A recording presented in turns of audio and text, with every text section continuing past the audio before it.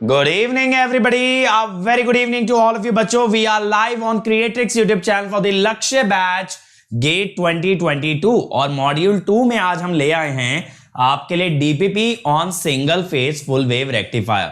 तो बेटा जैसा आप जानते हो पिछले 5 वीडियोस के अंदर हमने single phase full wave rectifier complete कर लिया है. तो आज टाइम आ चुका है उस पे बेस्ड डीपीपी देखने का, ये देखने का कि कैसे क्वेश्चन फ्रेम हो सकते हैं. तो मैं आपके लिए बेटा बहुत सारे क्वेश्चन लेके आया हूं. मजा आने वाला है आप लोगों को बनाने में और काफी कुछ सीखने भी मिलने वाला है. चलिए तो let me start by first introducing my self.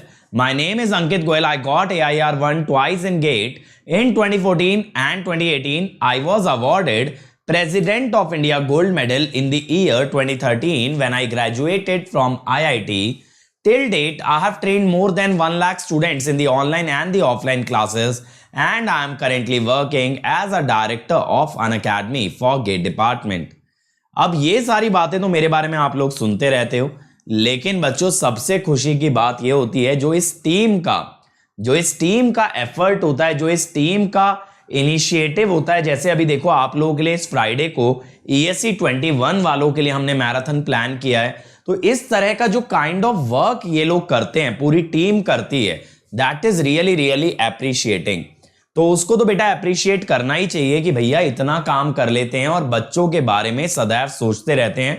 दिन रात सिर्फ एक थिंकिंग होती है कि बच्चों की जर्नी को और अच्छा कैसे बनाया जाता है. ठीक है, लव यू टू रजनीश. अभी ध्यान दो बेटा लेक्चर पे.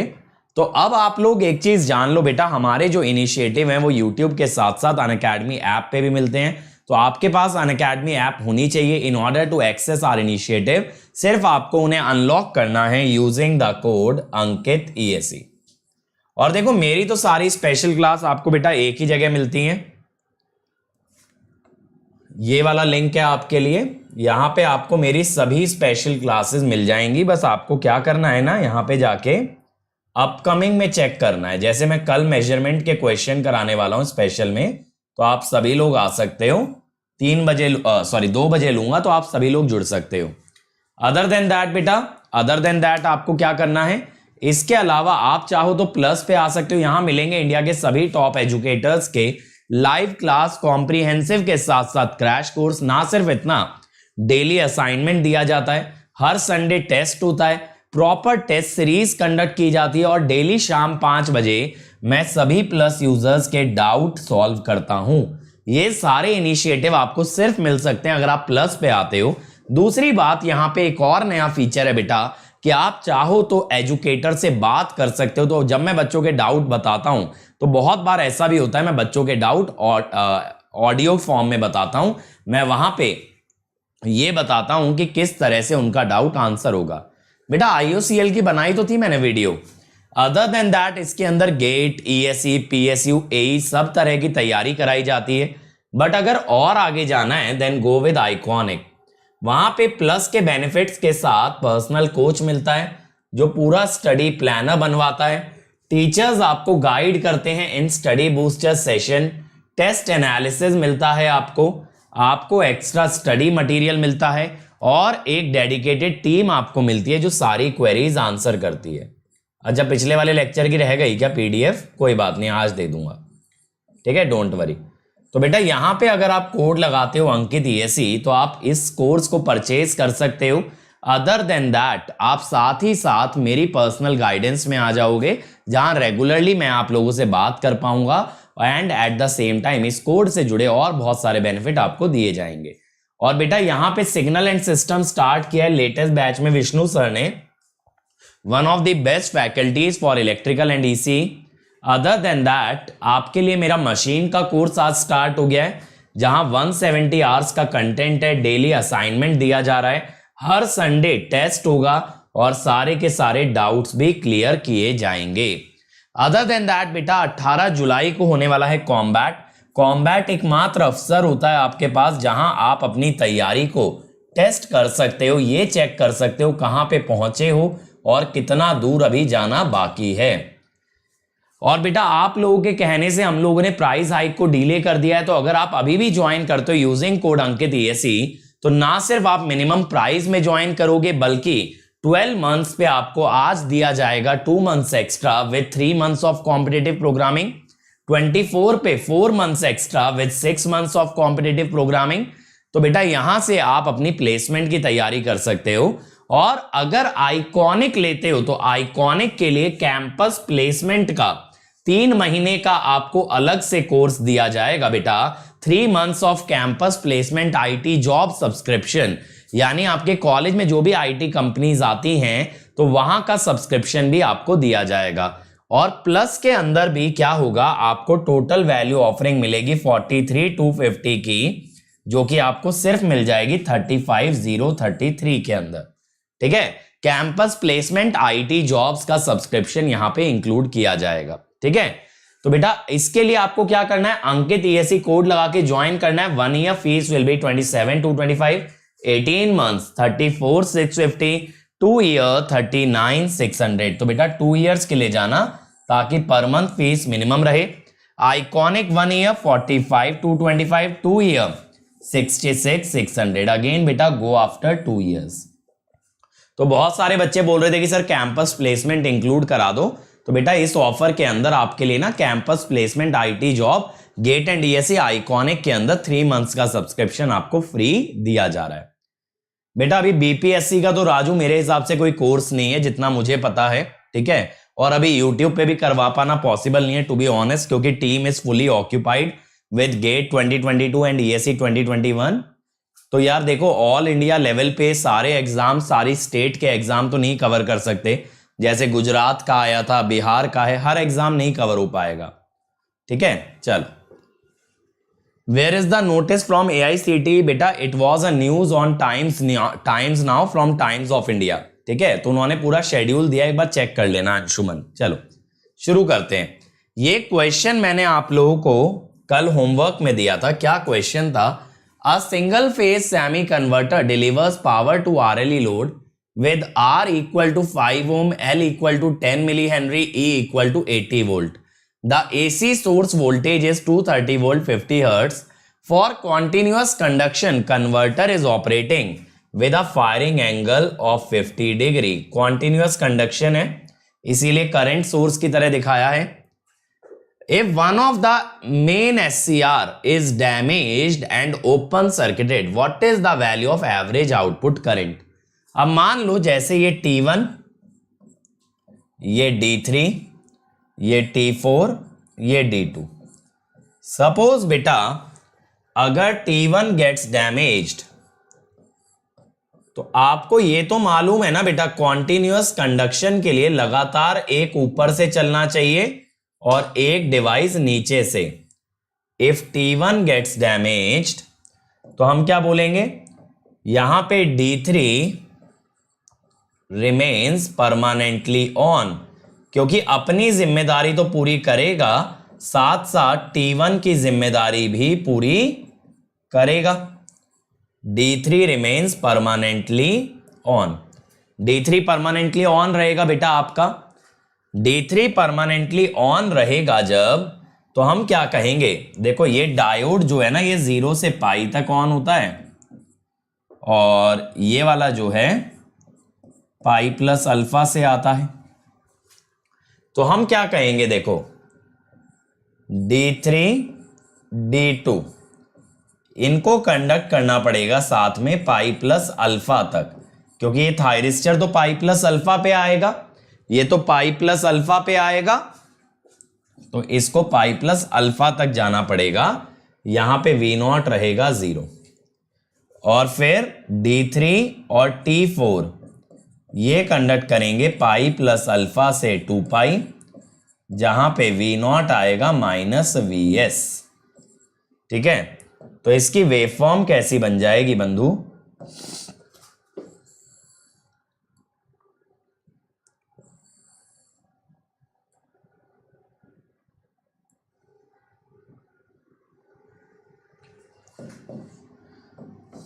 इसकी वेवफॉर्म कुछ ऐसी बन जाएगी,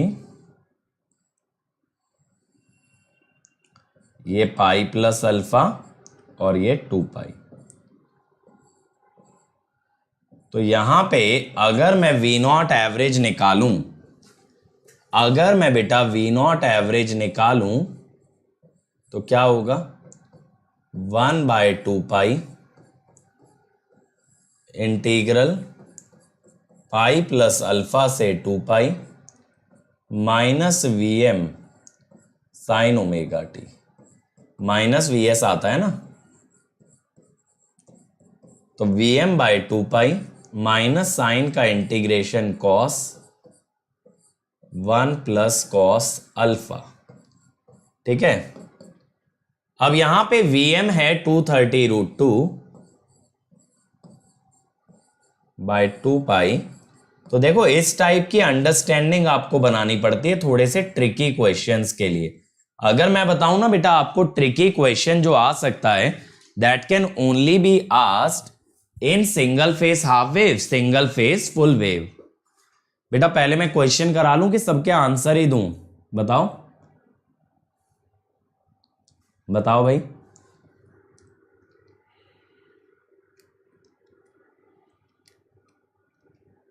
तुम लोग भी ना आजकल काफी इरिटेटिंग होते जा रहे हो, पढ़ाई लिखाई से मतलब ही नहीं रह गया है। ये आ गया। अब हमसे पूछा क्या था, करंट पूछा था, ईएमएफ दिया है 80, रेजिस्टेंस है 5। तो बहुत सारे बच्चों ने सही आंसर दिया था इस बार।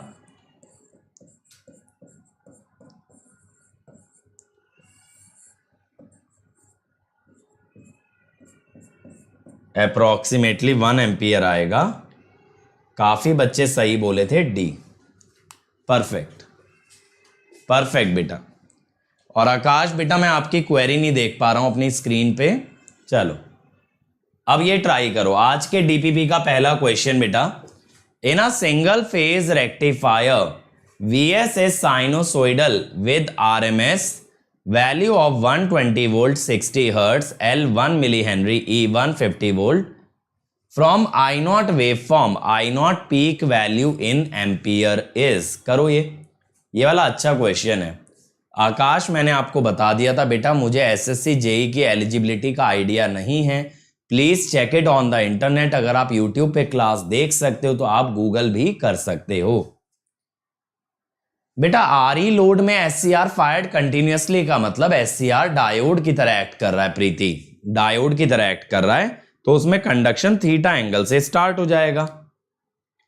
ठीक है, चलो जल्दी से इसको करो बेटा, जल्दी से करेंगे सभी लोग।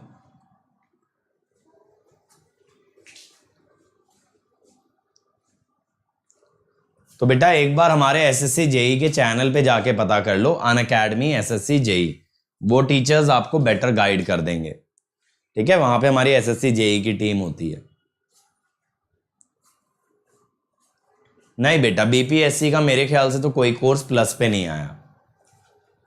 चलो भाई बाकी एक बार चेक कर लो बीपीएससी का सब्सक्रिप्शन अलग से हो तो, क्योंकि स्टेट पीएससी की तैयारी तो कराई जाती है। अब किस किस स्टेट की होती है ये एग्जैक्टली मुझे आइडिया नहीं है। चलो भाई जल्दी से बोलो इसका आंसर। आकाश बेटा मैं आपका आंसर दे चुका हूं, आप एक बार एसएससी जेई के टीचर्स से बात कर सकते हो। मैंने आज तक एसएससी जेई के लिए ना तो क्लास ली ना मैंने पढ़ाया कभी ऑफलाइन या ऑनलाइन कुछ भी, तो मैं एसएससी जेई के बारे में बेस्ट नहीं हूं ना गाइड करने के लिए।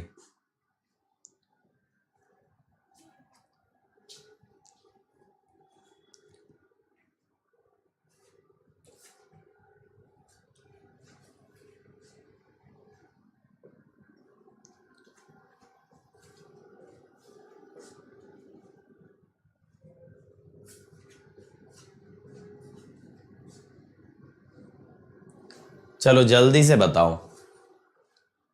और बेटा प्लीज इसको एएमए सेशन ना बनाएं। चलो try and solve it quickly guys.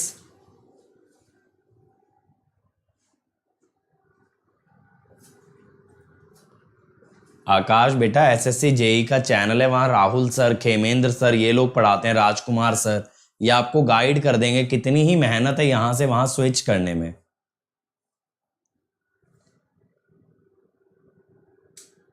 देखो यहां पे क्या होगा बेटा, यहां पे मैं आपको समझाता हूं, ये क्वेश्चन थोड़ा सा नॉन ट्रिवियल है।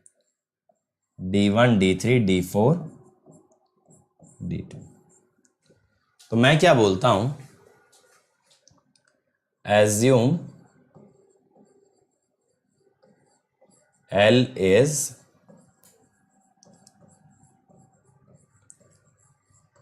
Uncharged.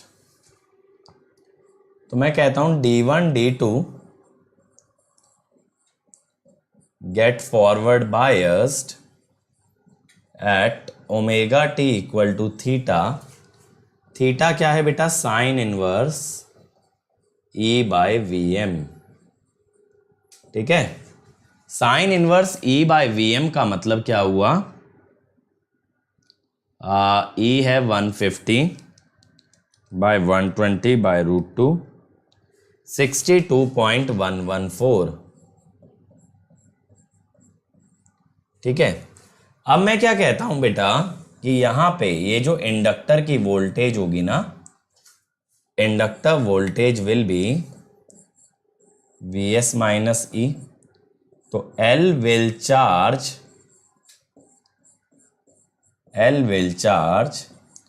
till VL is greater than 0, that is Vs greater than E।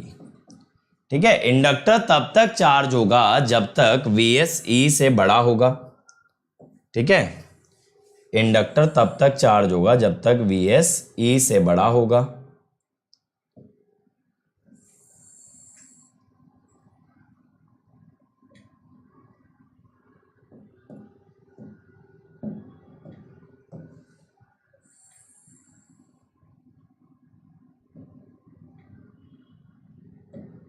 ठीक है, देखो मैं आपको दिखाता हूं।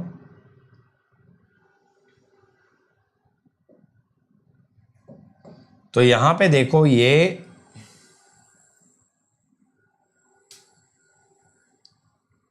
साइन वाला ग्राफ हो गया हमारा। अब इसके अंदर ना बेटा, मान लो ये E है, मान लो ये आपका E है, तो ये जो रीजन है ना जहां Vs E से बड़ा है, ये जो रीजन है, इसमें इंडक्टर चार्ज होगा। कहां से कहां तक बेटा, थीटा से पाई माइनस थीटा। उसके बाद इंडक्टर डिस्चार्ज होगा, उसके बाद इंडक्टर डिस्चार्ज होगा। नहीं बेटा, ये सोर्स इंडक्टेंस का प्रॉब्लम नहीं है। तो उसके बाद ये इंडक्टर डिस्चार्ज होने लगेगा। तो यानी इंडक्टर का मैक्सिमम करंट आपको कहां देखने मिलेगा, आपको मैक्सिमम करंट देखने मिलेगा एट पाई माइनस थीटा। तो मैं बोल रहा हूं inductor charges from theta to pi minus theta and then discharges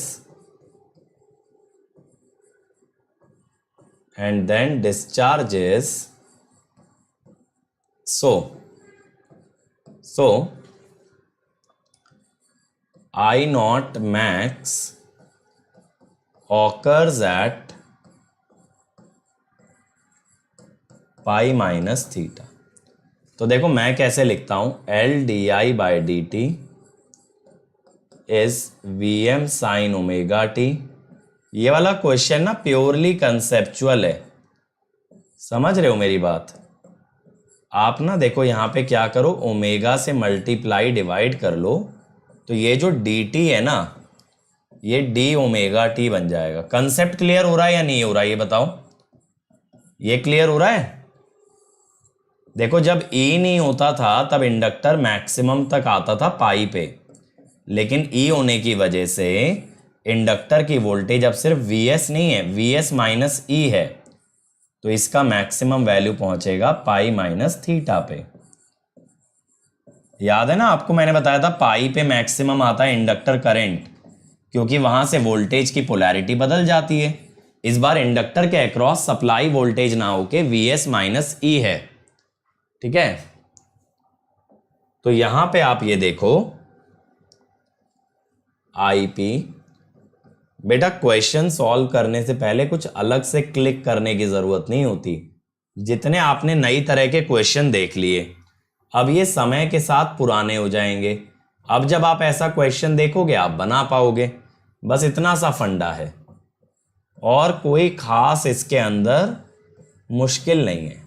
हमें नए क्वेश्चन की तैयारी नहीं करनी, नए क्वेश्चन से नहीं डरना है, क्योंकि नए क्वेश्चन बहुत रेयर होते हैं, लेकिन जो ओल्ड क्वेश्चन है पहले वो तो बने। 1 मिली हेनरी। बिल्कुल बेटा, जब मैं कोई क्वेश्चन पहली पहली बार देखता हूं तो मुझे भी उसमें टाइम देना पड़ता है, ऐसा नहीं कि मैं देखते से बना दूंगा उसे। बट हाँ, जिस तरह का क्वेश्चन मैं पहले देख चुका हूं तो आई अंडरस्टैंड कि हाउ टू सॉल्व इट। तो आप लोगों को लगता है कि भाई बहुत इसके अंदर कोई कारीगरी है, नहीं। डीपीपी सेशन का पर्पज ही ये है to show you as many type of problems as we can.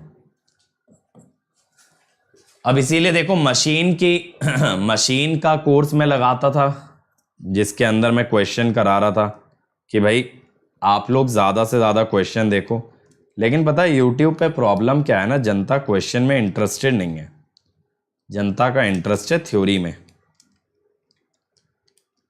मज़ा आता है थ्योरी में।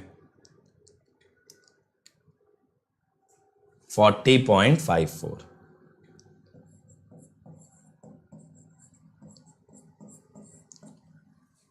आशुतोष कह रहे हैं सर आई नॉट मैक्स वाला समझ नहीं आया। देखो क्या होगा, इंडक्टर की वोल्टेज है Vs माइनस ई, करेक्ट। तो हम ये कहते हैं L di by D T is VL। तो जब तक VL पॉजिटिव है di by D T positive है, di by D T positive. अच्छा 60 हर्ट्ज था।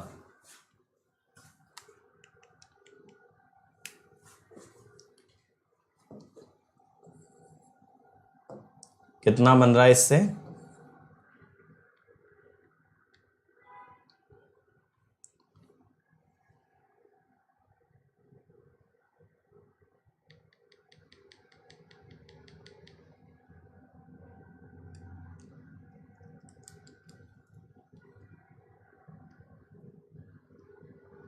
$33.78। हाँ तो देखो जब तक VL पॉजिटिव था, जब तक di by D T positive था, करंट बढ़ा, करंट बढ़ेगा, ठीक है। अब क्या होता है, जैसे ही ये Vs E से नीचे जाएगा तो यहाँ पे Vs E से छोटा हो गया तो इंडक्टर की वोल्टेज नेगेटिव हो जाएगी। इंडक्टर की वोल्टेज नेगेटिव हो जाएगी तो इंडक्टर का करंट घटने लगेगा। तो करंट कहां तक बढ़ेगा? करंट बढ़ेगा पाई माइनस थीटा तक, ठीक है। बिल्कुल शुभम, रिवर्स डायरेक्शन में इंडक्टर चार्ज नहीं होगा, लेकिन बेटा डिस्चार्ज तो होगा ना। थीटा से पाई माइनस थीटा तक लगातार चार्ज हुआ है, उसके बाद डिस्चार्ज होगा और फिर अगली बार फिर से चार्जिंग स्टार्ट होगी पाई प्लस थीटा से। पाई प्लस थीटा से कौन कंडक्ट करेगा? आपके D3 और D4। पाई प्लस थीटा से ये उसे वापस से चार्ज करेंगे, ठीक है। तो पहले थीटा से पाई माइनस थीटा तक चार्जिंग, फिर डिस्चार्जिंग, फिर पाई प्लस थीटा से 2 पाई माइनस थीटा तक चार्जिंग, फिर डिस्चार्जिंग। इस टाइप से चलेगा। बट मुझसे डिस्चार्जिंग के बारे में पूछा नहीं, मुझसे मैक्सिमम करंट पूछा। तो जहां चार्जिंग रुक रही है वही मैक्सिमम है, क्योंकि उसके बाद करंट घटेगा, उसके बाद बढ़ नहीं सकता। चलो अगला देखो क्या है भाई। In a single phase diode rectifier circuit shown with zero source inductance, constant DC current of I naught 15 ampere. Vs का हमें ये बोल दिया कि पल्स वेव फॉर्म है, ये है Vs, इस बार साइनोसॉइडल नहीं है। Then what is the average power supplied to the load? बताओ जी, what is the average power supplied to the load?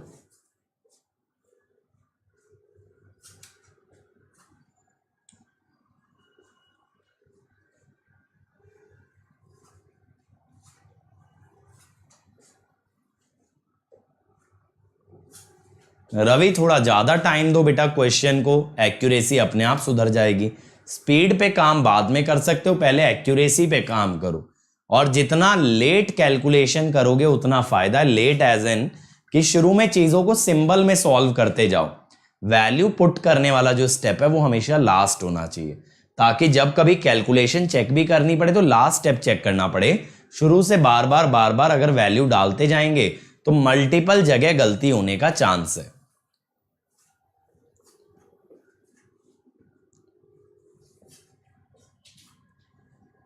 Shubham कह रहे हैं 2 का बी यानी कि 2 किलोवाट। चलो देखते हैं यार।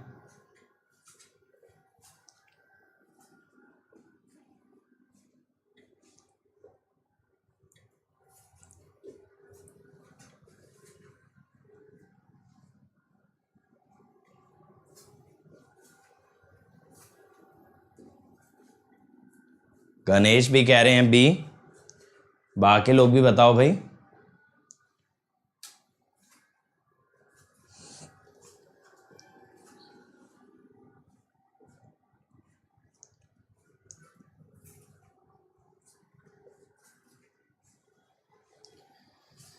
देखो बेटा, बहुत सिंपल सा ये क्वेश्चन है, साधारण सा।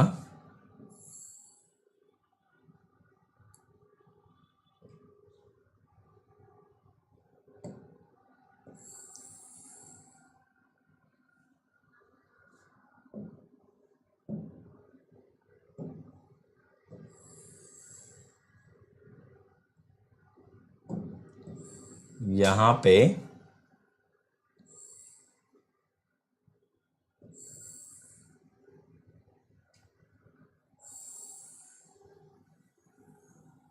अब देखो, अगर मैं V0 बनाना स्टार्ट करूं बेटा, जब Vs आएगा तब तो D1 D2 कर देंगे V0 को Vs के बराबर, करेक्ट।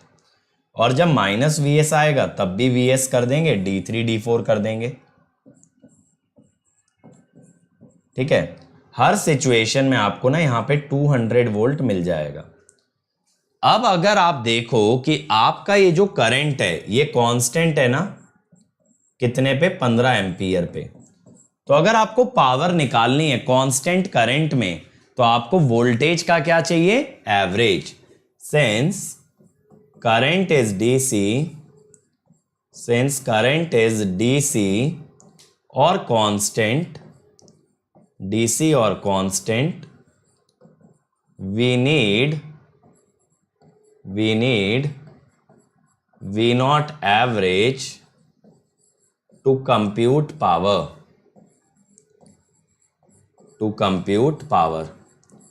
अब V0 एवरेज कितना होगा भाई, ये होगा 200। इसका ड्यूरेशन सिर्फ 120 है आउट ऑफ 180, सो 200 400 by 3, तो पावर 400 by 3 into 15, 2 किलोवाट। बहुत ही बढ़िया बच्चों, the answer will be B. देखो ये भी एक डिफरेंट वैरायटी का क्वेश्चन था, जहां साइनोसॉइडल की जगह हमने वेवफॉर्म कैसी लगा दी, स्क्वायर, क्वाजी स्क्वायर कह सकते हो। चलो अगला क्वेश्चन भी इसी का सेम पार्ट है। ये वाला इग्नोर कर दो यार, सोर्स इंडक्टेंस आ गया ना, अभी के लिए इसको इग्नोर कर दो, जाने दो, ठीक है। चलो अगले पे आओ।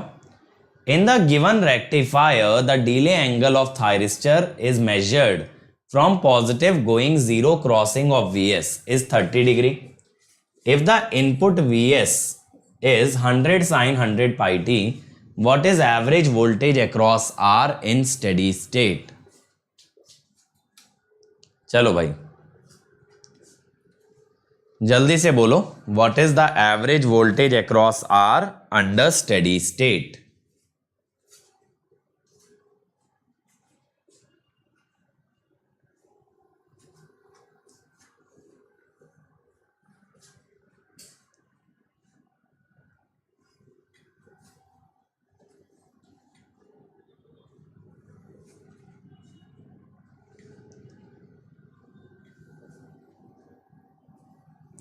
ये वाला तो एक्चुअली हमने कल ही किया है ना, एक thyristor 3 diode, right.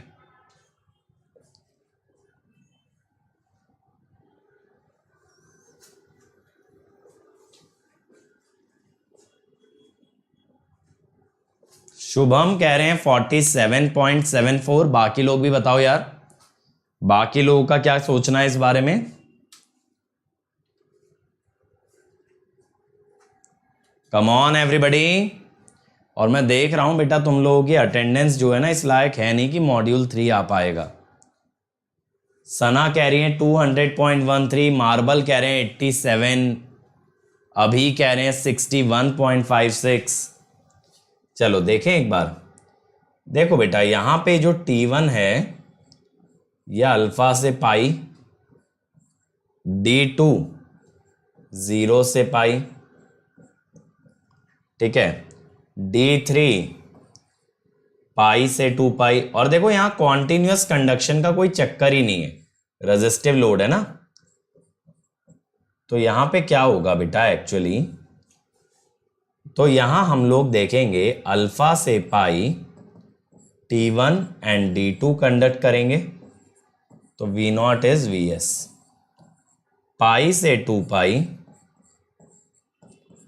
D3 and D4 conduct करेंगे, V0 इज माइनस Vs।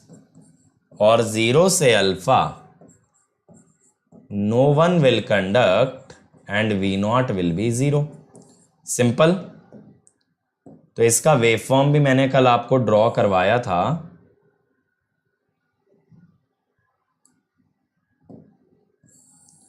याद है भाई सब लोगों को कल ये जो क्वेश्चन किया था? अब समझ रहे हो क्लिक कैसे करता है जब आप एक क्वेश्चन कर चुके। तो now you know how to solve such kind of question.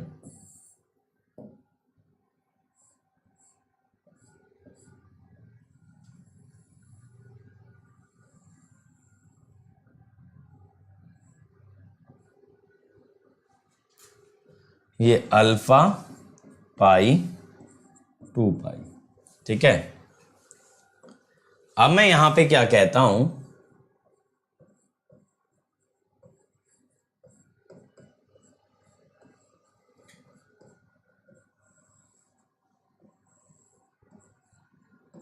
Alpha से पाई तक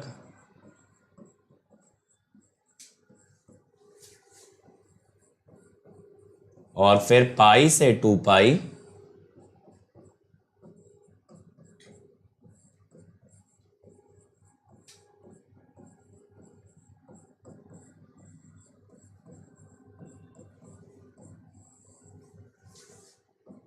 Vm/2 पाई 3 प्लस कॉस अल्फा। Vm कितना है भाई? 100 है।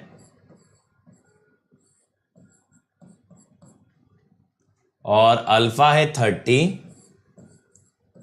अब चेक कर लेते हैं किस बच्चे का सही आ रहा है। देखें भाई बहुत सारे अलग अलग आंसर दिए हैं तुम लोगों ने।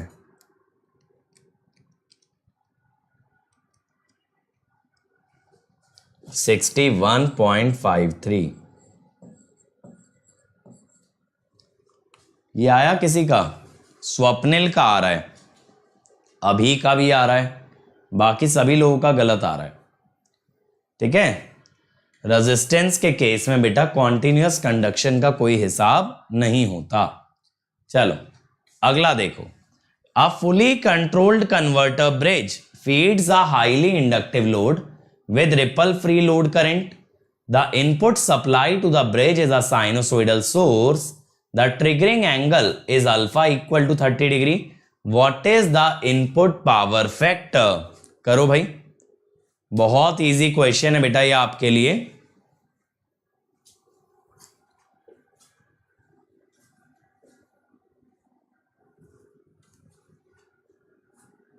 चलो चलो चलो एवरीबॉडी।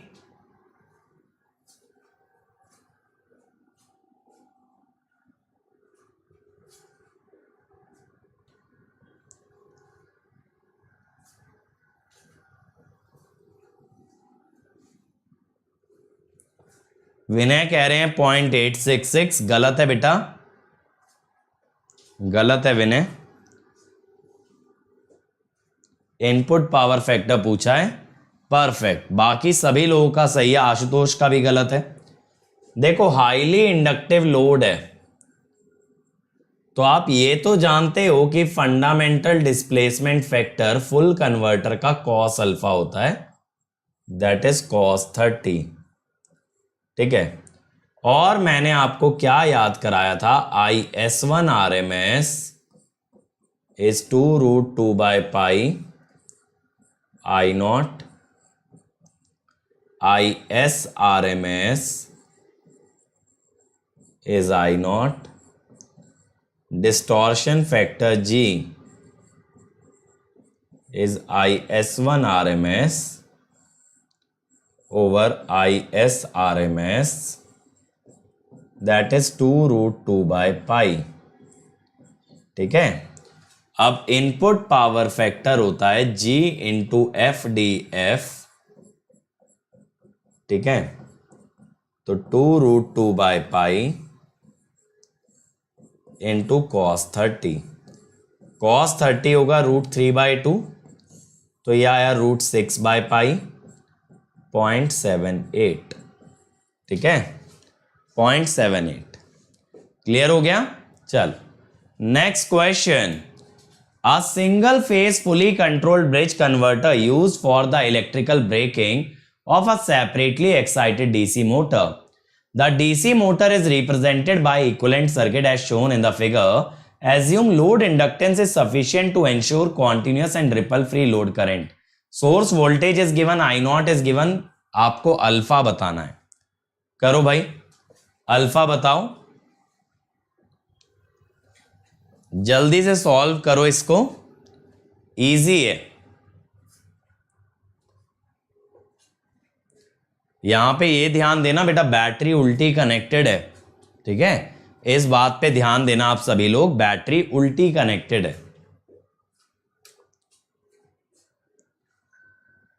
और देखो मैं आप लोगों को बता दूं बेटा, अगर कोई भी ऐसा कर रहा है कि इस तरह से क्वेश्चन के सेशंस को मिस कर रहा है, सिर्फ और सिर्फ अटेंड कर रहा है थ्योरी सेशन, तो पावर इलेक्ट्रॉनिक्स पकड़ नहीं आनी। पावर इलेक्ट्रॉनिक्स में दिक्कत कभी थ्योरी की नहीं होती, दिक्कत हमेशा होती है न्यूमेरिकल्स की। और अभी मेरे भाई जल्दी के चक्कर में मत रहो, सही आंसर दो, ठीक है। जल्दी के चक्कर में ना अक्सर हम लोग गलती कर जाते हैं और फिर कहते हैं कि सिली मिस्टेक हो गई सर पेपर में। सिली मिस्टेक हम खुद करते हैं, कैसे? जल्दबाजी में। चलो बताओ इसका आंसर।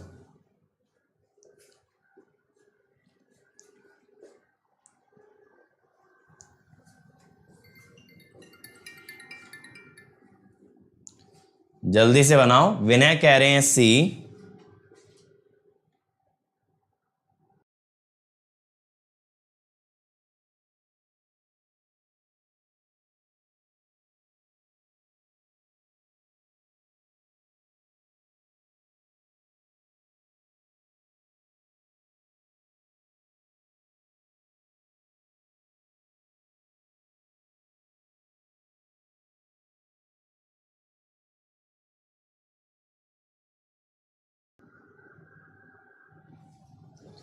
क्या आ रहा है? सी आ रहा है। देखो बेटा यहां पे क्या करना होता है मैं समझाता हूं। ये V0, ये प्लस माइनस, जरा KVL लगाएं। माइनस से प्लस V0, देखो कांस्टेंट करंट में इसका तो कोई रोल नहीं है, इंडक्टर का, plus E,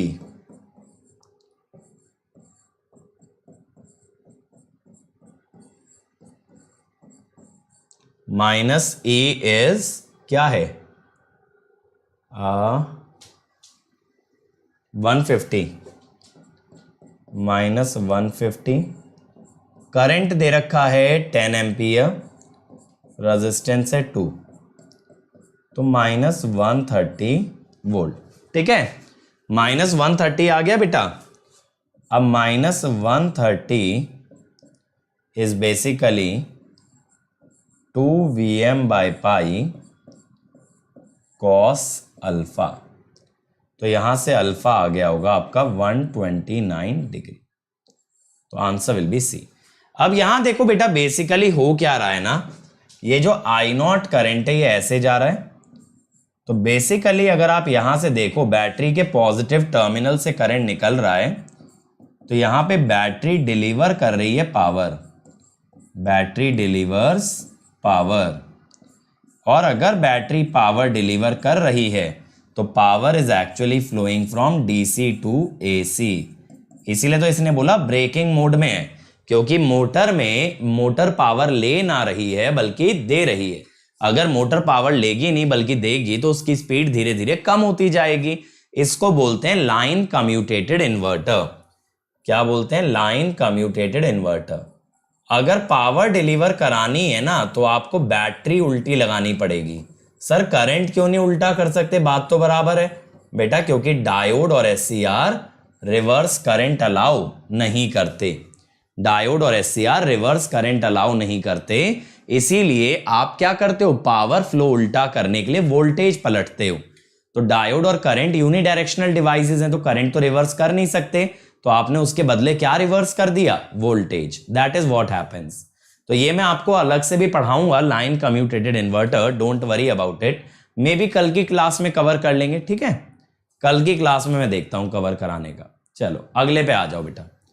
a single phase bridge converter is used to charge a battery of 200 volt having an internal resistance of 2 ohm. The SCRs are triggered by a constant DC signal. If SCR2 gets open circuited, what is the average charging current? करो भाई।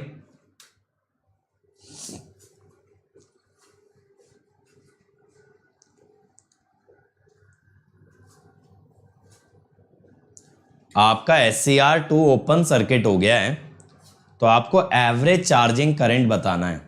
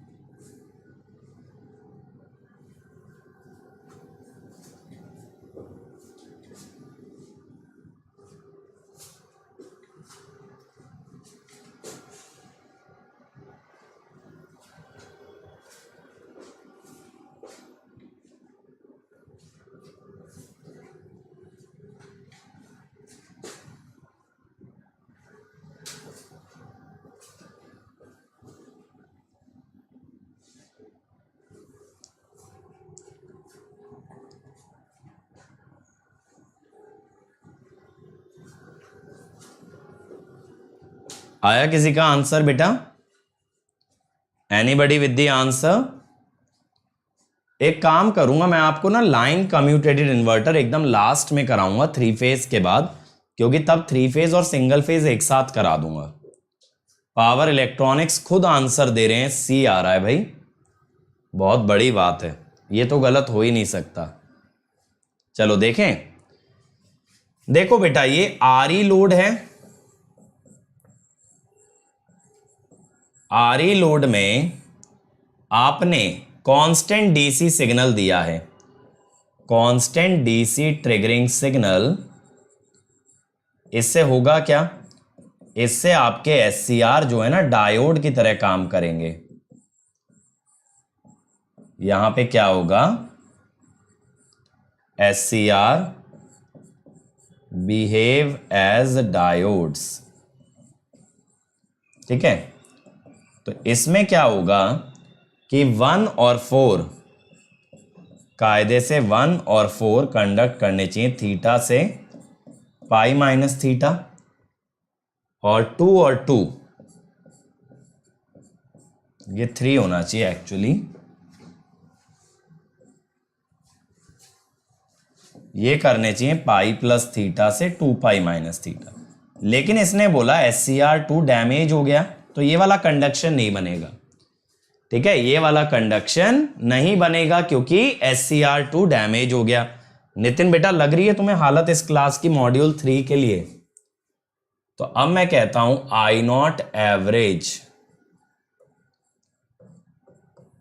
तो बेटा पूरी cycle में आधा ही conduction बन पाया, theta से पाई माइनस थीटा।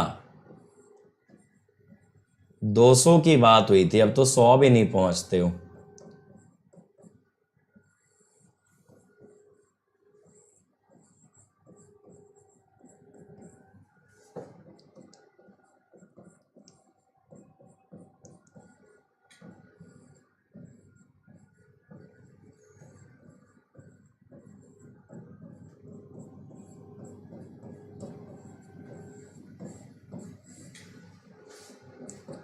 तो देखें भाई, अब यहां पे 0.2 ओम है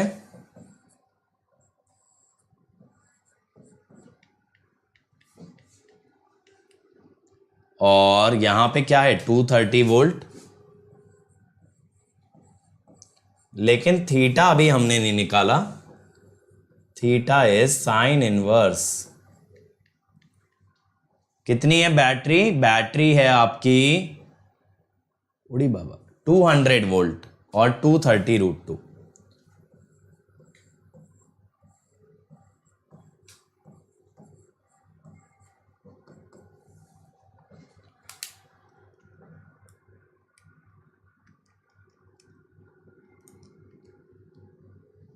$37.94।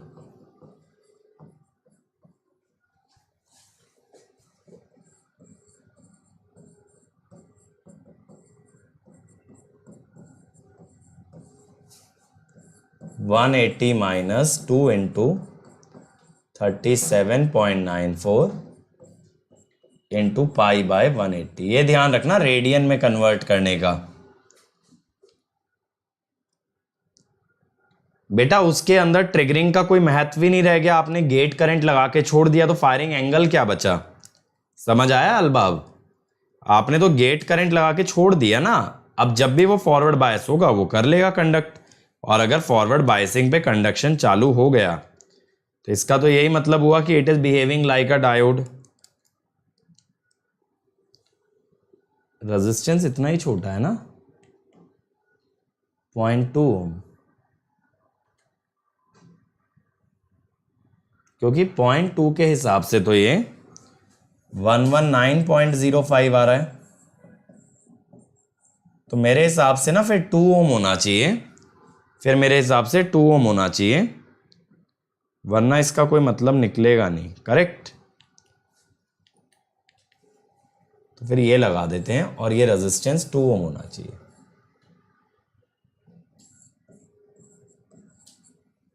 ठीक है, हाँ 2 ओम होना चाहिए ये, तब बात बनेगी।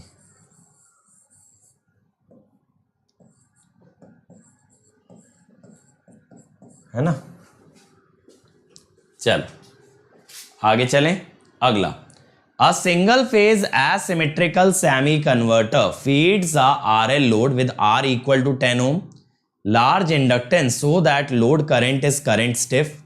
The source voltage is 200 for firing angle 30 degree RMS diode current.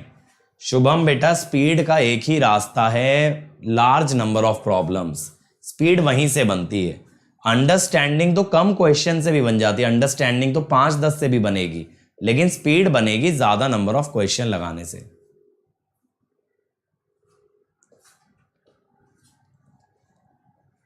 अब देखो यही मेजर डिफरेंस है यूट्यूब में और प्लस में।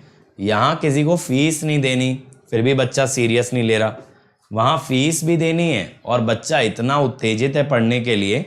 अब ये देखो मुझे मशीन में 500 से ज़्यादा की अटेंडेंस मिल रही है। अब एक सिंपल सी मुझे बात बताओ यार, अगर पेड कोर्स के अंदर 500 से ज़्यादा बच्चा बैठ रहा है और वो फीस भी दे रहा है, और यहाँ मैं फ्री पढ़ा रहा हूँ और यहाँ 100 बच्चा भी नहीं आ रहा, तो मोटिवेशन किस तरफ या इंक्लिनेशन किस तरफ ज़्यादा होना चाहिए? लॉजिकली एक टीचर के पॉइंट ऑफ व्यू से सोचो, एक जगह बच्चा पेमेंट भी कर रहा है उसके बाद अटेंड भी कर रहा है, यहाँ सब कुछ फ्री है और अटेंड भी नहीं कर रहे हैं, तो इसका तो यही मतलब हुआ बेटा कि फ्री एजुकेशन का वैल्यू नहीं है।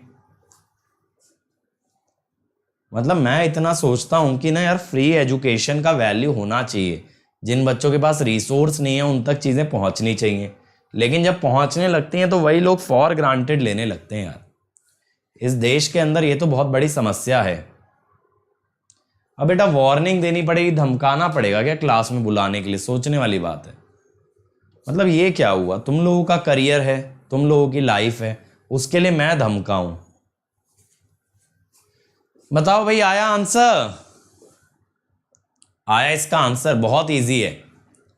देखो इसका V0 एवरेज याद कराया था, इसका V0 एवरेज याद कराया था, Vm by pi 1 plus cos alpha. मतलब तुम्हारे जितने बड़े बच्चों को बेटा अगर धमकाना पड़े ना पढ़ने के लिए, तो क्या मतलब है। छोटे छोटे बच्चों का तो चलो मन चंचल होता है कि मस्ती कर लें, ये कर लें, वो कर लें, बट मैंने ये देखा जब मैं छोटे बच्चों को पढ़ाता हूँ ना, उनकी अटेंडेंस क्लास में कंसिस्टेंट होती है। वो लोग रोज आते हैं चाहे जो हो जाए, उन्हें ज़्यादा सीरियसनेस है अपने करियर को लेके। और जहां तुम लोग नौकरी के लिए फाइट कर रहे हो, तुम लोग सीरियस नहीं हो। अब यहां पे बेटा क्या होगा, आई नॉट निकाल लेता हूं।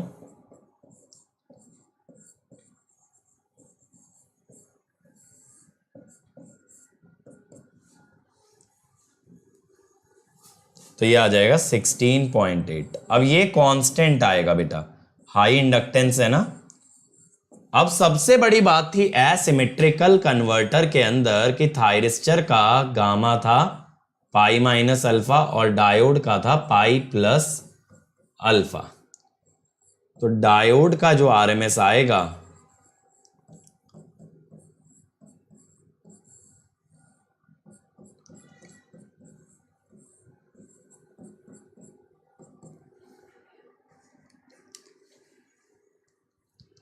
अल्फा 30 डिग्री है, 12.83। तुम लोगों ने √2 से डिवाइड कर दिया क्या यार, देखें जरा। तो जिन बच्चों ने √2 से डिवाइड किया उन्होंने सिमेट्रिकल के लिए सॉल्व किया है, ठीक है। सिमेट्रिकल के लिए सॉल्व कर दिया जिन लोगों ने √2 से डिवाइड किया, लेकिन √2 नहीं होगा ना, पाई बाय 2 पाई नहीं होगा, pi plus alpha by 2 pi, ये एसिमेट्रिकल है। चलो next, a single phase full converter feeds power to RL load, the AC source voltage is 230 volt 50 hertz. In case one of the SCR gets open circuited due to a fault, find the average load current on the assumption of continuous load current. करो भाई, करो भाई जल्दी से।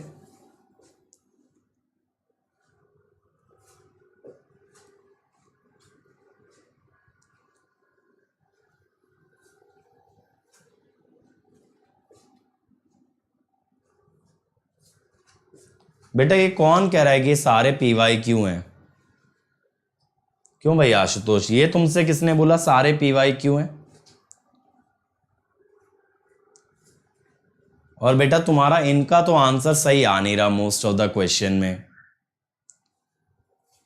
सोचने वाली बात है, पहले ये तो सही करने लगो, तब बात करना और टफ क्वेश्चन की और नए क्वेश्चन की।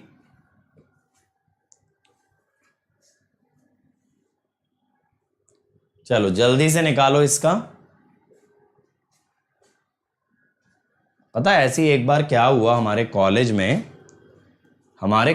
ना जो पेपर बनता था वो असाइनमेंट में से ही बनता था, मैथ्स का जो हमें असाइनमेंट दिए जाते थे अक्सर उन्हीं में से क्वेश्चन आ जाया करते थे। अब ये बात एक लड़के को अच्छी नहीं लगी कि ये क्या है यार, कोई टफनेस नहीं है पेपर की, कुछ नयापन नहीं है, ये क्या कराए हुए क्वेश्चन पूछ रहे हो। तो वो पहुंच गया सर के पास कि यार ये तरीका सिस्टम सही नहीं है, आप तो नए क्वेश्चन दिया करो, टफ क्वेश्चन दिया करो, पेपर अच्छा सेट करो। जी बहुत बढ़िया। अब उन्होंने पेपर ऐसा सेट किया 36 में से 25 बच्चे फेल हो गए। तो बताओ क्या हुआ भाई, जब जो चीज कराई हुई है या जो चीज साबित है वो आ रही है, वो नहीं हो पा रही है, तुम कर रहे हो नया नया। चलो देखें भाई, in case one of the 4 SCR gates open circuited find the average load current. देखो क्या होता है, नॉर्मली T1 T2 कंडक्ट करते हैं अल्फा से पाई plus alpha, T3 T4 conduct करते हैं पाई प्लस अल्फा से 2 पाई प्लस अल्फा। ऐसे ही चलता है ना। तो अब मैं क्या कहता हूं कि if suppose T3 gets damaged, अगर ऊपर से T3 डैमेज हो जाए देन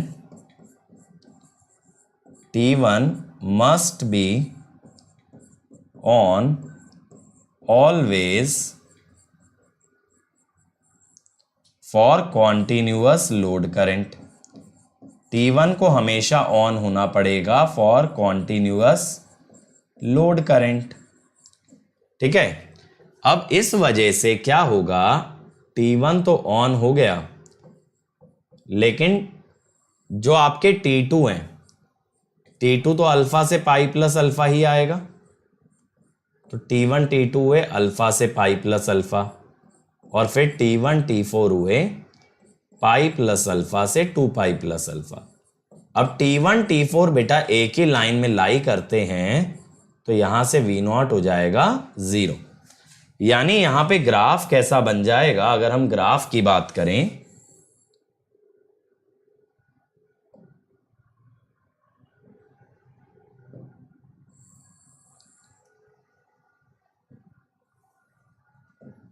ग्राफ कुछ ऐसा बन जाएगा।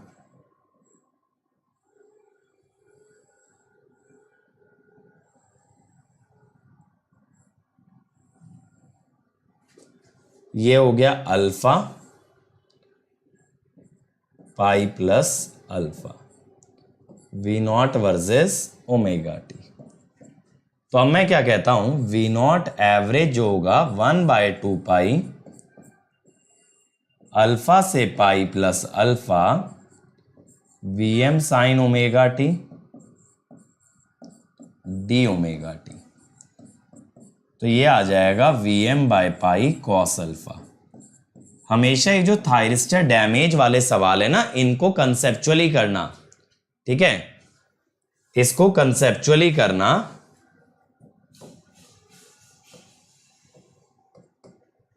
Vm कितना है, 230√2 by pi cos alpha, alpha कितना है 60,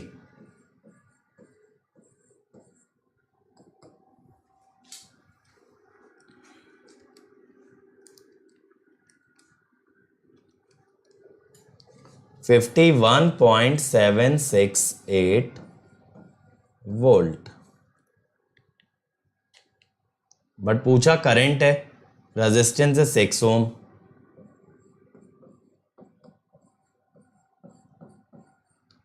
ठीक है,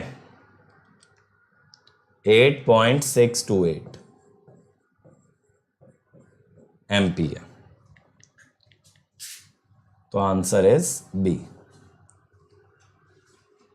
चलो अगला, in a single phase semi converter percentage THD is found to be 31%, the firing angle could be। अब आपको THD दे दिया और आपसे पूछ रहा है फायरिंग एंगल बताओ, करना जरा, करो भाई।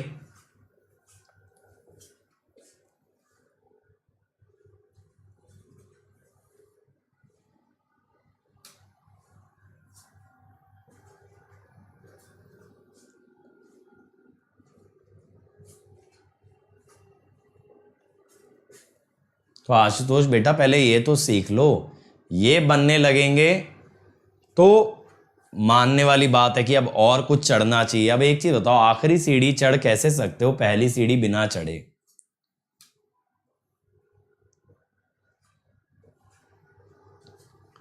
क्या आ रहा है, अल्फा 30 डिग्री। चलो देखते हैं, बाकी लोग बोलो भाई। और ये क्वेश्चन बेटा नए हैं, क्योंकि इसमें से बहुत सारे क्वेश्चन ऐसे हैं जो मैं खुद पहली बार देख रहा हूं। जैसे ये क्वेश्चन है, ये मैंने पहले कभी नहीं देखा, मुझे पता है ये कैसे होगा, वो मुझे पता है, लेकिन ये मैंने देखा नहीं है पहले। शुरुआत के जो कुछ क्वेश्चन कराए वो मैंने पहले नहीं देखे, तो मेरे को तो नए दिख रहे हैं यार क्वेश्चंस। मुझे तो PYQ नहीं दिख रहे हैं ये, क्योंकि PYQ तो मैंने भी सॉल्व करा रखे हैं, PYQs तो नहीं है। देखो क्या होगा, THD 31% है,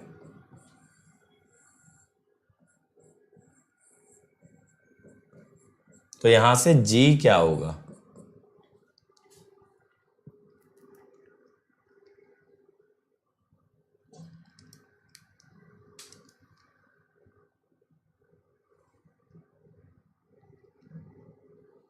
0.95515। ठीक है। अब IS1 RMS मैंने आपको क्या याद कराया था बेटा, 2√2/पाई I0 cos α/2, और IS RMS I0 √पाई माइनस α/पाई। अब यहां लगेगा option verification.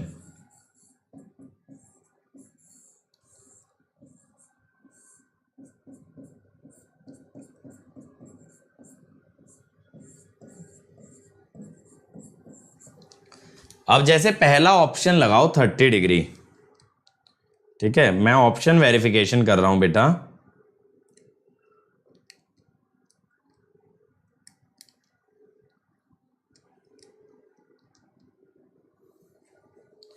Eight alpha equal to 30, जी आ रहा है 0.95264, और ये 95515। 40 पे चेक कर लेता हूं एक बार।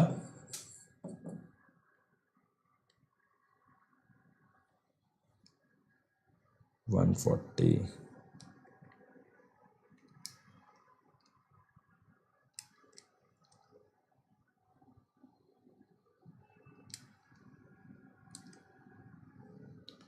0.9592 9745।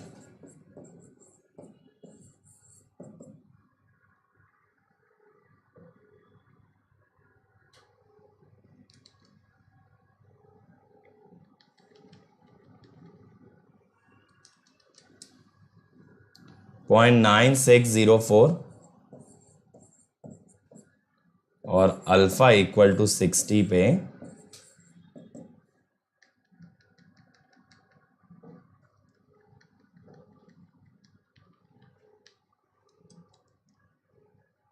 0.9549। तो बेटा यहां से क्लियर हो गया, आंसर इज 60। देखा। Thank you Zenitsu. हाँ, ये हाईली इंडक्टिव लोड के लिए आशकी, ये हर एक में नहीं है, ये हाईली इंडक्टिव लोड के लिए। जैसे आर लोड में तो बदल जाएगा। तो आंसर 60 डिग्री आ रहा है बेटा, 30 डिग्री नहीं आ रहा है। चलो आगे बढ़े, अगला देखो।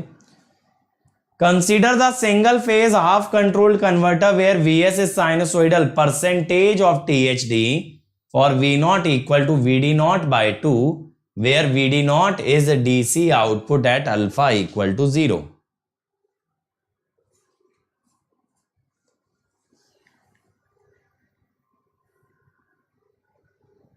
RL दे दिया ना, जब तक बीटा ना दे RL में हाईली इंडक्टिव मानोगे आशकी, जब तक बीटा ना दे, मतलब इसमें हाईली इंडक्टिव मानना पड़ेगा। अगर लोड नहीं गिवन है उस वाले में भी हाईली इंडक्टिव मानोगे। मैंने 9th देख लिया था, लेकिन हाँ 10th में भी हाईली इंडक्टिव मानोगे जब तक लोड गिवन नहीं है। चलो करो जरा इसको।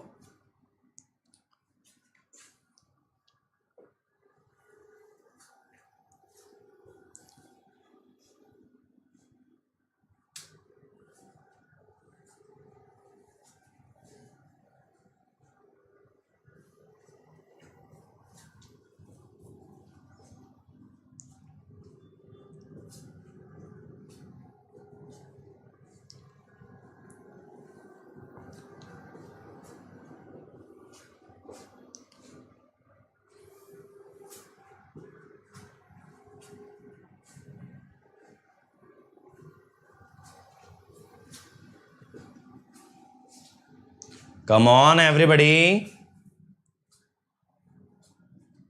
आपको बेटा यहां पहले ना अल्फा निकालना पड़ेगा, क्योंकि V0 बताया है VD0/2 where VD0 is the output voltage when alpha is 0। तो मैक्सिमम एवरेज आउटपुट का हाफ मिल रहा है। अब आप पहले अल्फा पता लगाओ, फिर THD। Come on guys.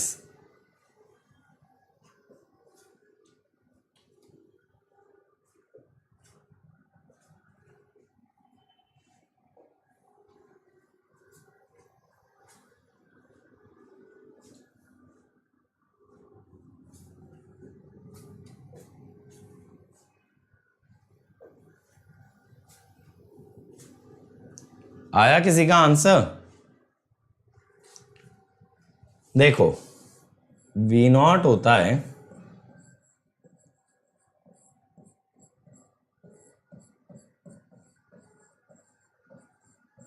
और VD not is V not at alpha equal to 0, that is 2Vm by pi। ठीक है, तो अब ये जो हमारा V नॉट आता है ये VD नॉट से हाफ है, यानी Vm बाय पाई है, तो अल्फा विल बी 90 डिग्री। ठीक है, एक बार अल्फा मिल गया, IS1 RMS 2√2 by pi I not cos alpha by 2, cos alpha by 2 हुआ 45, तो 2 by pi I not.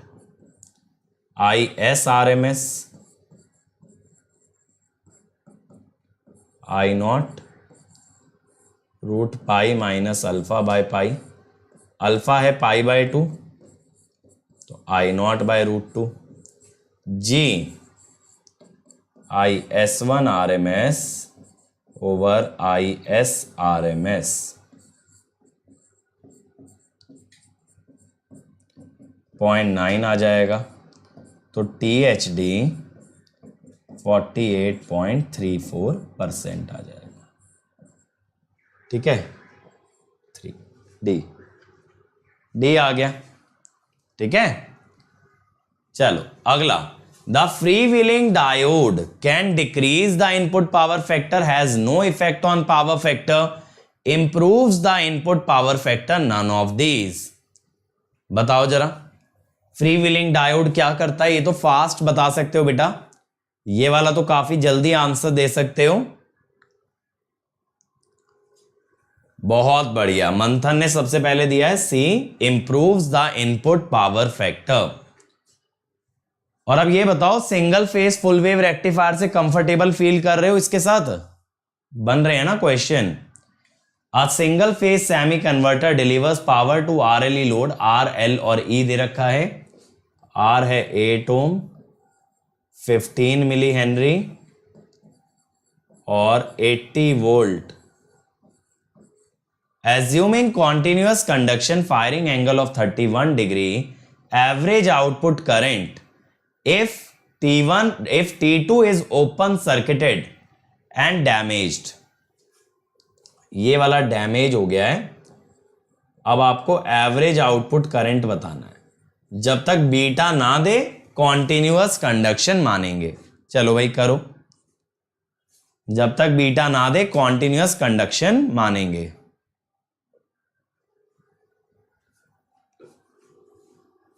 Rakesh बेटा, एक्चुअली ESE नॉन टेक से पहले आपके और सेशंस प्लान्ड है ना, जैसे कल विश्वदीप सर ले रहे हैं क्लास, कल विश्वदीप सर 7:30 AM आपके लिए कंप्यूटर फंडामेंटल्स पूरा रिवाइज करा रहे हैं। परसों आपके लिए वरुण सर ले रहे हैं बेसिक इलेक्ट्रिकल इंजीनियरिंग की क्लास।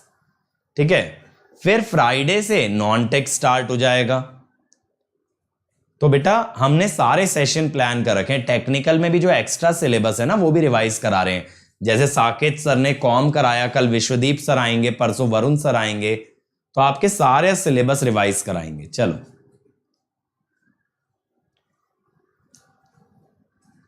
अब इसका आंसर दो।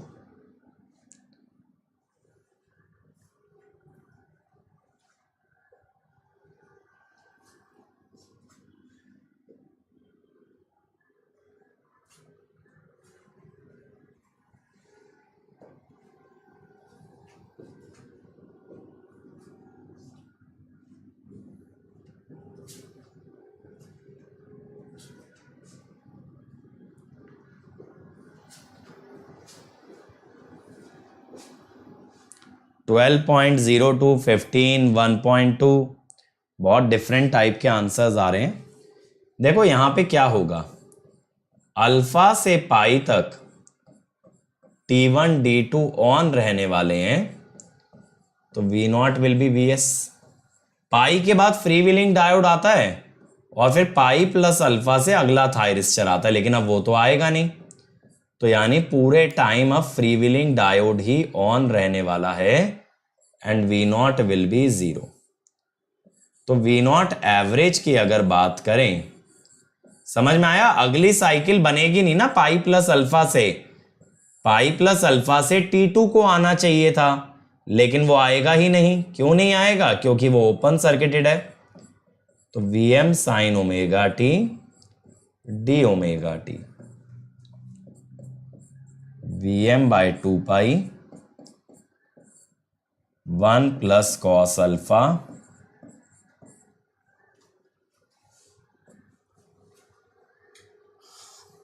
क्या आएगा, 230√2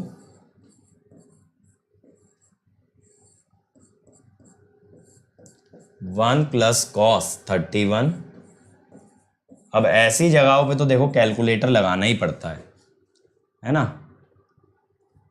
T1, अच्छा D1 ही लिखा है इसका नाम, मैंने उसको D2 पढ़ लिया।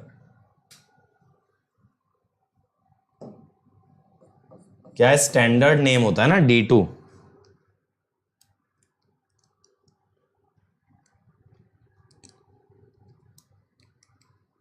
वन 92.284।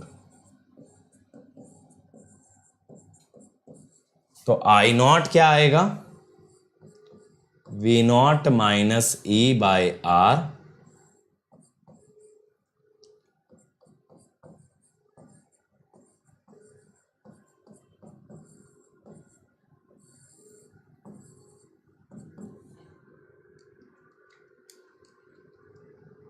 (14.035)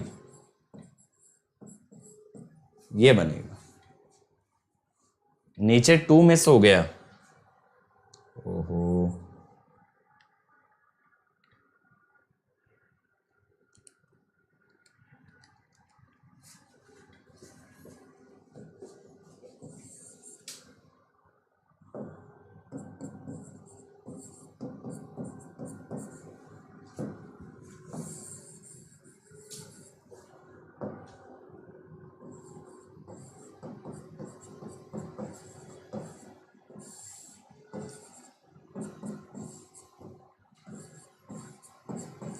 अप्रोक्सीमेटली 2.02 आएगा, करेक्ट। हाँ, अगला, in a 230 volt 50 hertz single phase mid point converter turn ratio from primary to each secondary is 1.5. For a resistive load of 3 ohm, determine the maximum value of average output voltage and maximum thyristor current। करो भाई जल्दी से। Mid point converter का सवाल आ गया, आपको turns ratio दे दिया primary to each secondary, that is 1.5। Resistive load दिया है 3 ओम का, आपको maximum value of average output voltage बतानी है और आपको मैक्सिमम एवरेज थायरिस्टर करंट बताना है।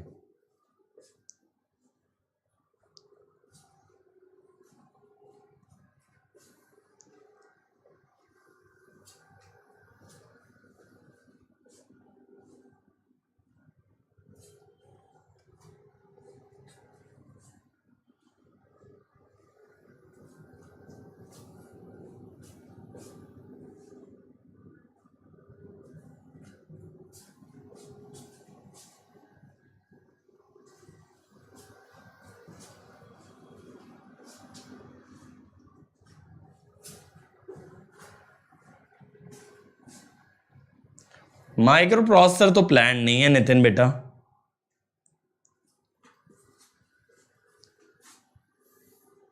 चलो ये वाला बताओ जल्दी से,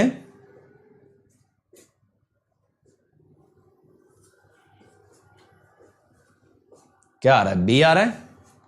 देखो देखें, NP by NS is given as 1.5, तो VS कितना होगा?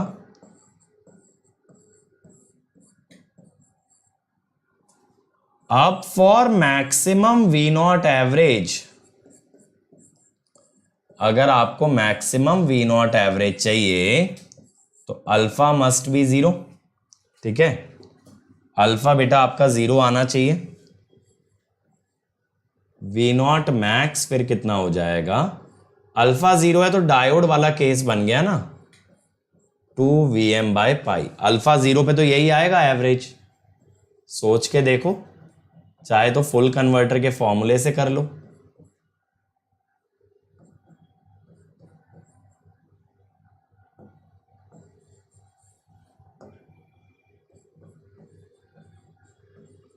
√2 मैक्सिमम बनाने के लिए लगाया है।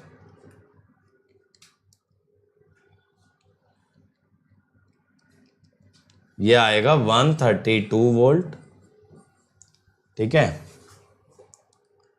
और I नॉट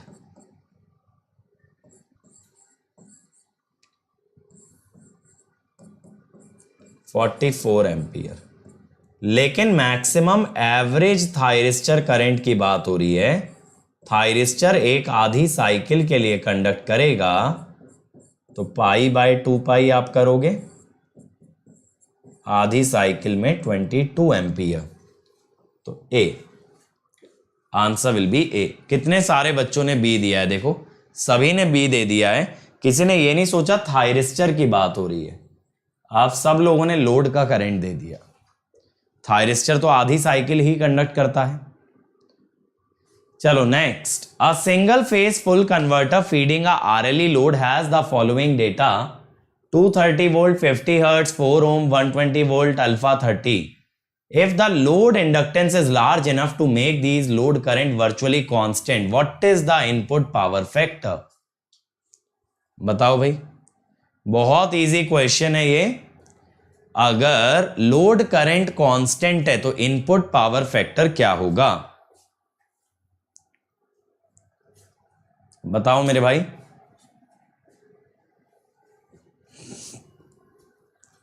अमर कह रहे हैं 0.78, बाकी लोग बोलें सिर्फ एक ही बच्चा देगा क्या आंसर? बहुत बढ़िया। तो हमें क्या पता है? If I not is constant then RLE load will behave as a RL type of a load. अगर ये RL लोड की तरह बिहेव करेगा तो यहां पे आपका इनपुट पावर फैक्टर क्या होगा? G into FDF। Full converter का G क्या होगा? 2√2/π। FDF क्या होगा? cos 30। √3/2 करोगे √6/π, 0.779। ठीक है, सिंपल। और ये ध्यान रखना, रेक्टिफायर का पावर फैक्टर लैगिंग लिखा जाता है हमेशा। ठीक है, चलो अगला। In a single phase full converter if the output voltage has peak and average value 220 and 70, assume I not is constant, find the firing angle. Output voltage का पीक और एवरेज वैल्यू दिया है, आपको फायरिंग एंगल बताना है।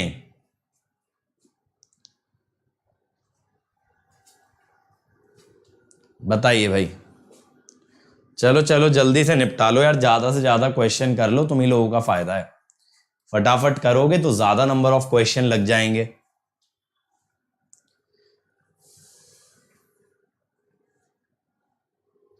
Confidence आ रहा है भाई सिंगल फेज रेक्टिफायर में? मैंने आपको बहुत कम फॉर्मूले याद करने के लिए बोला, और देखो ज्यादातर क्वेश्चन जो भी थोड़े से भी ट्रिकी हैं उनको हम कंसेप्चुअली अब कर पा रहे हैं, क्योंकि हमने कंसेप्ट को बहुत अच्छे से सीखा है। करेक्ट, कॉन्सेप्ट बहुत अच्छे से सीखा है, इसीलिए बहुत फास्ट वे में ये सब चीजें कर पा रहे हैं। बताओ भाई, इसका इजी है बेटा ये, इसमें तो टाइम ज्यादा नहीं लगेगा। विनय 71 कह रहे हैं, मार्बल मकाया 60। चलो देखें, देखो इन वेवफॉर्म फॉर वी नॉट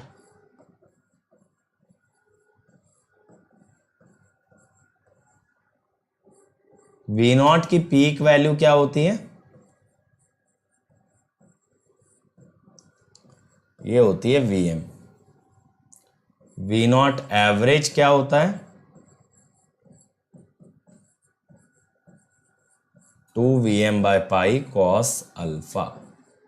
तो आपको ना Vm दे दिया है बेटा 220, तो 70 is equal to 2 into 220/π cos alpha. तो अल्फा क्या होगा?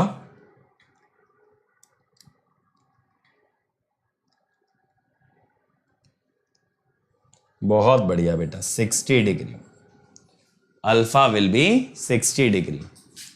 ठीक है, next, a pure inductance of √2/π henry is connected to a single phase full bridge and the bridge is operated at a firing angle of 120 degree। तो बेटा peak बोला है ना, मैक्सिमम एवरेज नहीं बोला। अगर एवरेज का मैक्सिमम बोलता तो 2Vm/π होता। इसने बोला पीक वैल्यू। पीक हमेशा वेवफॉर्म से देखते हैं, तो जो वेवफॉर्म की हाईएस्ट वैल्यू होती है दैट इज पीक वैल्यू।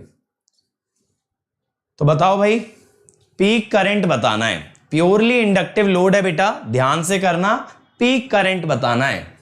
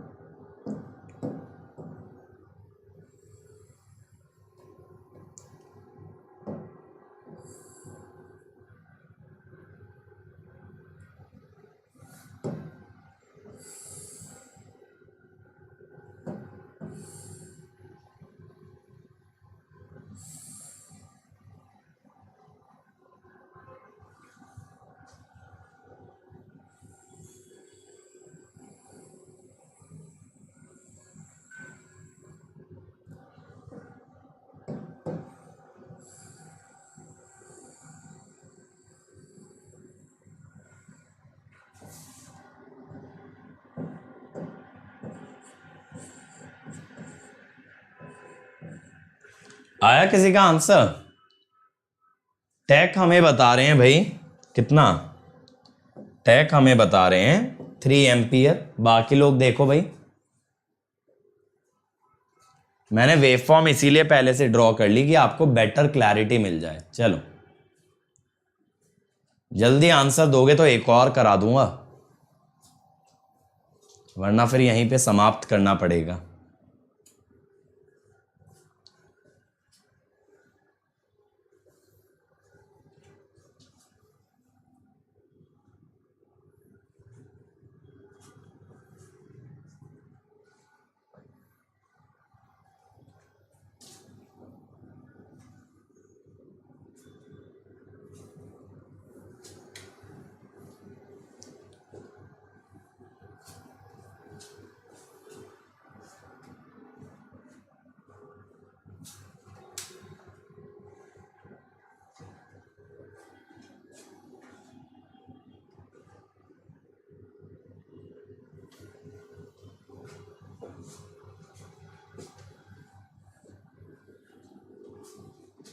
देखें, देखो बेटा 120 से आपने कंडक्शन स्टार्ट किया है, तो जितना पॉजिटिव एरिया होता है उतना ही नेगेटिव एरिया वोल्टेज का कवर होना चाहिए। फिर अगला थायरिस्टर 180 प्लस अल्फा यानी कि 300 से स्टार्ट करेगा, फिर उधर भी पॉजिटिव नेगेटिव हम बराबर करेंगे। फिर इसके बाद जो अगला थायरिस्टर आएगा वो फिर से वापस से ऐसे ही करेगा स्टार्ट। तो अब हमारा जो आउटपुट आएगा ना बच्चों, हमारा आउटपुट वेवफॉर्म ऐसा आएगा। देखो यहां से स्टार्ट हुआ, यहां तक गया, फिर अगले पेयर ऑफ थायरिस्टर ने यहां से यहां तक कंडक्ट किया, फिर से इधर आ गया और ऐसे इधर भी आ जाएगा।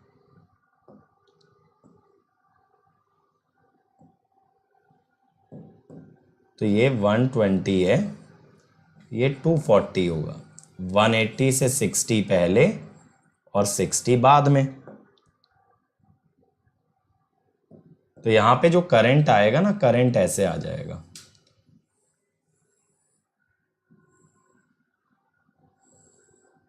इस टाइप से।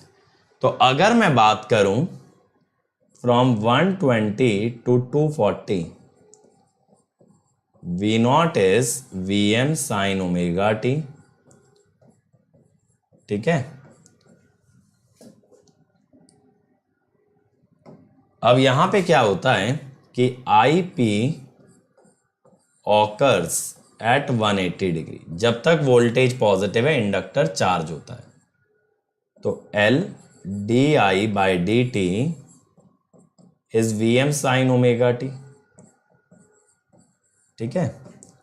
तो di dt का d ओमेगा टी बनाते हैं तो हमें ओमेगा से मल्टीप्लाई डिवाइड दोनों करना पड़ता है। तो इंटीग्रल अगर होगा di का 0 से मैक्सिमम तक, तो Vm by omega L from 120 to 180 sine omega t d omega t, ठीक है। तो यहां से IP कितना आ जाएगा,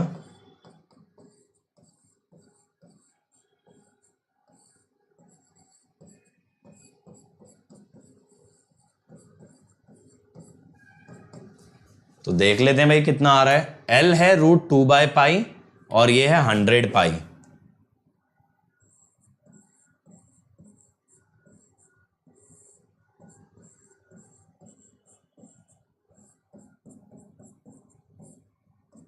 वन एम्पियर आ रहा है, हाँ 1 एम्पियर। चलो एक लास्ट क्वेश्चन और करा रहा हूं। When a pure inductive load is connected to single phase full converter bridge, which of the firing angle will give you a stable operation? बताओ भाई, किस फायरिंग एंगल पे स्टेबल ऑपरेशन मिलेगा? Come on everybody. अगर आप एक pure inductive load लगाते हो सिंगल फेज फुल कन्वर्टर में, which firing angle will give you stable operation? क्या आएगा? Answer will be D. Stable operation होता है for alpha greater than equal to 90 degree, unstable होता है फॉर अल्फा लेस देन 90, और सेमी कन्वर्टर में हमेशा ही अनस्टेबल। याद है ना, सेमी कन्वर्टर में हमेशा अनस्टेबल होता है। तो आंसर इज डी। क्लियर है? चल, तो बेटा ये हुआ सिंगल फेज फुल कन्वर्टर। कल से हम स्टार्ट करेंगे 3 फेज कन्वर्टर। तो शुरुआत करूंगा 3 फेज हाफ वेव से, फिर मूव ऑन करेंगे 3 फेज फुल वेव पे, ठीक है। चलो, तो बेटा अगर आप लोगों को मेरी स्पेशल क्लासेस अटेंड करनी है तो कल 2 बजे मैं मेजरमेंट के क्वेश्चन लगवाऊंगा। इस लिंक पे आप लोग ज्वाइन कर जाइएगा। अपकमिंग क्लासेस के अंदर आपको लिंक मिलेगा और वहां से आप अटेंड कर सकते हो, ठीक है। इसके अलावा बेटा 18 तारीख को कॉम्बैट होने वाला है। तो कॉम्बैट में सब लोग एनरोल कर लीजिए, लिंक डिस्क्रिप्शन में गिवन है। यूज कोड अंकित ESE और इससे आप अटेंड कर सकते हो। मचाओ, अगर मचाओगे तो 100% डिस्काउंट मिलेगा, ठीक है। अदर देन दैट बेटा अभी विष्णु सर का बैच स्टार्ट हुआ है सिग्नल्स का, one of the best educators for electrical and EC, और मेरा मशीन स्टार्ट हुआ है आज ही से। तो आप अभी भी ज्वाइन कर सकते हो। अभी बस मैंने मटेरियल का बेसिक कवर किया है। तो यहाँ पे बेटा 170 आवर्स का कंटेंट है, 1000 से ज्यादा क्वेश्चन कराए जाएंगे। हर संडे टेस्ट होगा और सारे के सारे डाउट भी आंसर किए जाएंगे। इसके बाद आप लोग के लिए हमने बेटा प्राइस हाइक डिले कर दिया है, इसीलिए जल्दी से जल्दी ज्वाइन करो। कोड आप जानते हो अंकित ESE। अभी ज्वाइन करने पे बेटा प्लस पे आपको बेनिफिट दिया जा रहा है कि 2 months extra with 3 months of competitive programming, 24 पे 4 months extra with 6 months of competitive programming. और अगर आइकॉनिक लेते हो तो आइकॉनिक में बेटा 3 महीने का कैंपस प्लेसमेंट का सब्सक्रिप्शन आपको एक्स्ट्रा दिया जा रहा है। तो प्लस पे कॉम्पिटिटिव प्रोग्रामिंग आपको एक्स्ट्रा दे रहे हैं और आइकॉनिक पे कैंपस प्लेसमेंट एक्स्ट्रा है। और अंकित ईएससी कोड से आपका 1 ईयर फीस है 27,225, 18 मंथ्स 34,650, 2 ईयर 39,600। 2 ईयर्स के लिए जाना पर मंथ फीस मिनिमम रहेगा। Iconic 1 year 45,225, 2 year 66,600। अगेन बेटा गो आफ्टर 2 ईयर। और ये मेरा अनअकैडमी प्रोफाइल है, आप लोग फॉलो कर सकते हो, मैसेज कर सकते हो। This is my Telegram channel to stay connected to me. और बेटा अगर हमारी वीडियो में कोई भी ऐसी चीज है which might be defaming to somebody, which might hurt somebody's sentiment, तो you can report it using the form given in the description. तो उस पर एक्शन लिया जाएगा और आपका अगर रिपोर्ट सही है तो you will be rewarded. It is first come first serve basis. So thank you everyone. Like share subscribe करना ना भूलें और कमेंट जरूर करें वीडियो पे कि आपको लेक्चर कैसा लगा। और साथ ही साथ कल मिलेंगे फिर हम लोग सेम टाइम सेम प्लेस। और आज आपके लिए लर्न इंजीनियरिंग और मशीन एक्सप्रेस और पाथ फाइंडर 3 एपिसोड आने वाले हैं। बेटा ये जरूर देखिएगा क्योंकि इन सब चीजों से आपकी मोटिवेशन बनी रहती है। Thank you everybody.